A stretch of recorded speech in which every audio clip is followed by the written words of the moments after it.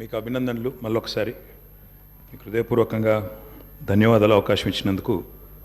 అధ్యక్ష, గవర్నర్ ప్రసంగంలో ఒక మాట అన్నారు, మేము నిర్మాణాత్మకమైన సూచనలకు బేసిజాలు లేకుండా స్వీకరిస్తాము, మా ప్రభుత్వం సాకల్యంగా అన్ని చర్చించడానికి సిద్ధంగా ఉందన్నారు. అధ్యక్ష, మరి హౌస్లో అధికార పక్షం ఇక్కడ ప్రధాన ప్రతిపక్షంగా ఉన్నాం, తప్పకుండా ముగ్గురు నలుగురికి అవకాశం ఇవ్వాలని ముందుగా నేను కోరుతా ఉన్నాను. మా తలసాని శ్రీనివాస్ యాదవ్ గారు రెడీగా ఉన్నారు, పల్లా రాజేశ్వర రెడ్డి గారు రెడీగా ఉన్నారు, ఇంకా చాలా సభ్యులు రెడీగా ఉన్నారు.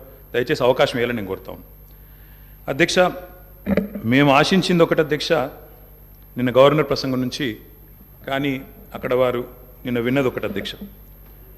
గవర్నర్ ప్రసంగం పూర్తిగా అసత్యాలు, అభూత కల్పనలు, తప్పుల తడక అని చెప్పడానికి నేను బాధపడతా ఉన్నా. ఇట్లాంటి గవర్నర్ ప్రసంగం వినడానికి ఒక సభ్యుడిగా సిగ్గుపడతా ఉన్నా అధ్యక్ష.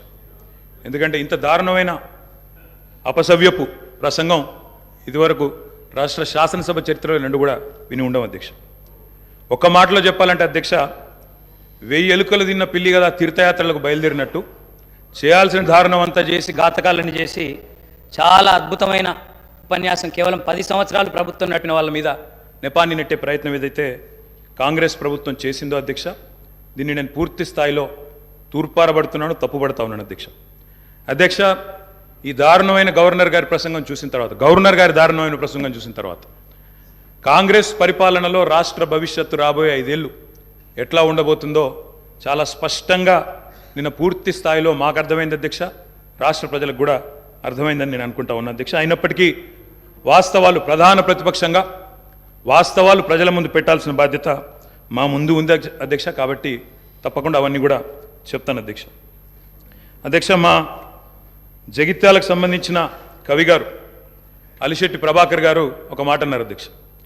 ఒక నక్క, ఇది ఆయన కవితను కోట్ చేస్తున్నాను అధ్యక్ష, ఒక నక్క ప్రమాణ స్వీకారం చేసిందట ఇంకెవరిని మోసగించనండి, ఒక పులి పశ్చాత్తాపం ప్రకటించిందట తోటి జంతువుల్ని సంహరించినందుకు.